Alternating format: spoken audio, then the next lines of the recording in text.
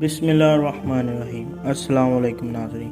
پردہ اور حجاب اسلام کا ایک امتیازی اور علامتی نشان ہے، کیونکہ اسلام سے پہلے عورت بے پردہ اور بے حجاب تھی۔ اسلام نے عورت کو پردہ و حجاب کے زیور سے آراستہ کر کے عظمت و کردار کی بلندی تک پہنچا دیا۔ لیکن اکثر ہمارے ذہنوں میں یہ سوال پیدا ہوتا ہے کہ آخر کیوں عورت کو پردے کا حکم دیا گیا؟ وہ کون سا ایسا واقعہ پیش آیا کہ اللہ پاک نے مسلمان عورتوں کو پردہ کرنے کے لیے آیات نازل فرما دی؟ نبی کریم صلی اللہ علیہ وسلم بعثت سے لے کر 14 سال تک کیوں پردہ و حجاب کی ضرورت نہ پڑی؟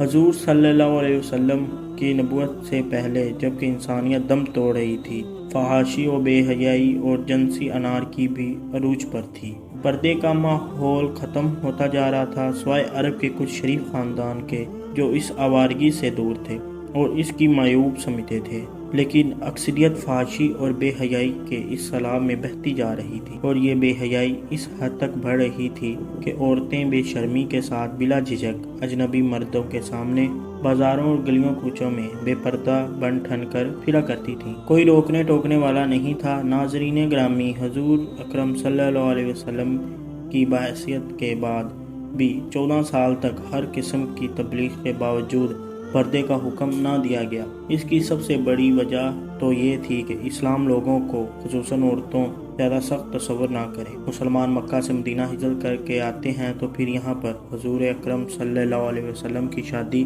پر ایک ایسا واقعہ پیش آتا ہے جس پر اللہ پاک خود پردہ کے بارے میں آیات فرما دیتے ہیں۔ ناظرین گرامی، حضرت زینب بنت جاش رضی اللہ تعالیٰ عنہ کے والد کا نام جاش بن ریاب تھا، جو کہ قبیلہ بنی اسد کے چشم و چراغ تھے۔ آپ کی والدہ کا نام امیمہ بنت حضرت عبد المطلب تھا، یعنی حضرت زینب بنت جاش نبی کریم صلی اللہ علیہ وسلم کی پھوپھی زاد بہن تھی۔ حضرت زینب آپ صلی اللہ علیہ وسلم سے 10 سال پہلے پیدا ہوئیں۔ پیدائش پر آپ کا نام برا رکھا گیا، لیکن جب آپ ایمان لے کر آئیں تو نبی کریم صلی اللہ علیہ وسلم نے آپ کا نام زینب رکھ دیا۔ آپ نے نبی کریم صلی اللہ علیہ وسلم کے سایہ شفقت میں تعلیم و تربیت حاصل کی۔ حضرت زینب بنت جاش نہایت دیندار، پرہیزگار، صدقہ دینے والی اور اپنے عزیز و اقارب کا خیال رکھنے والی تھی۔ جب آپ جوان ہوئیں تو نبی کریم صلی اللہ علیہ وسلم نے آپ کا نکاح اپنے منہ بولے بیٹے حضرت زید رضی اللہ تعالیٰ سے طے فرما دیا، لیکن یہ شادی زیادہ دیر نہ چل سکی اور صرف 1 سال کے بعد حضور صلی اللہ علیہ وسلم کے منہ بولے بیٹے حضرت زید حضور پاک صلی اللہ علیہ وسلم کے پاس حاضر ہوئے اور عرض کی، یا رسول اللہ، مزید یہ نکاح نہیں چل سکتا، ہم دونوں کی طبیعت بالکل جدا ہے۔ اللہ پاک قرآن پاک میں اس واقعے کو یوں بیان کرتے ہیں، اے رسول، وہ وقت یاد کرو جب آپ اس شخص سے کہہ رہے تھے جس پر اللہ نے اور آپ نے احسان کیا تھا کہ اپنی بیوی کو اپنے پاس رہنے دو، اسے نہ چھوڑو اور اللہ سے ڈر۔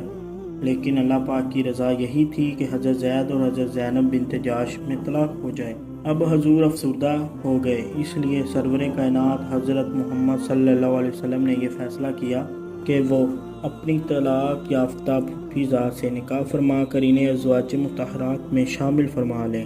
حضور اکرم صلی اللہ علیہ وسلم نے حضرت زینب بنت جاش کو نکاح کا پیغام بھیجا، جسے انہوں نے قبول کیا اور 4 ہجری میں نکاح ہو گیا۔ اس نکاح کے اگلے دن دعوت ولیمہ تھا۔ اس دعوت میں آیات حجاب اتری، جس کی وجہ یہ تھی کہ دعوت کھانے کے بعد چند آدمی حضور اکرم صلی اللہ علیہ وسلم کے گھر کے اندر ہی بیٹھے رہے اور آپس میں باتوں میں لگ گئی، اور کبھی کوئی اندر آتا اور کبھی ان میں سے باہر آ جاتا۔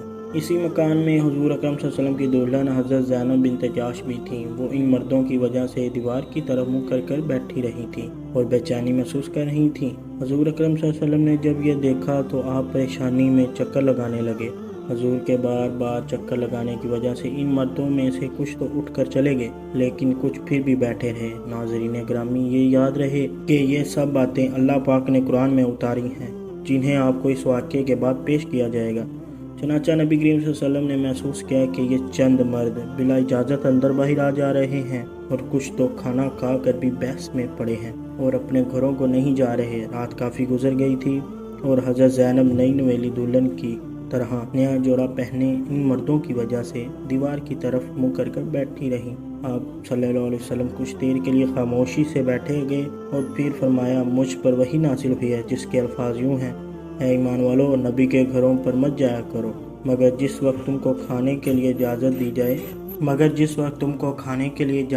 جائے اسی طور پر کہ تم اس کی تیاری کے منتظر نہ رہو، لیکن جب تم کو بلایا جائے تب جایا کرو۔ پھر جب کھانا کھا چکو تو اٹھ کر چلے جایا کرو اور باتوں میں جی لگا کر مت بیٹھے رہا کرو، اس بات سے نبی کو ناگواری پیدا ہوتی ہے۔ سو وہ تمہارا لحاظ کرتے ہیں اور اللہ تعالیٰ صاف بات کہنے سے لحاظ نہیں کرتا، اور جب تم ان سے کوئی چیز مانگو تو پردے سے باہر مانگو۔ اس آیت کو سننے کے بعد سب مرد حضرات فوراً گھر سے نکل گئے، اور پھر حضور اکرم صلی اللہ علیہ وسلم نے دروازے پر ایک پردہ لٹکا دیا، اور اگلی صبح تمام امہات المومنین کے دروازوں پر پردے لٹکا دیے گئے اور لوگوں کو گھر کے اندر جانے کی ممانعت ہو گئی۔ یہ ذوالقعدہ سن 4 ہجری کا واقعہ ہے۔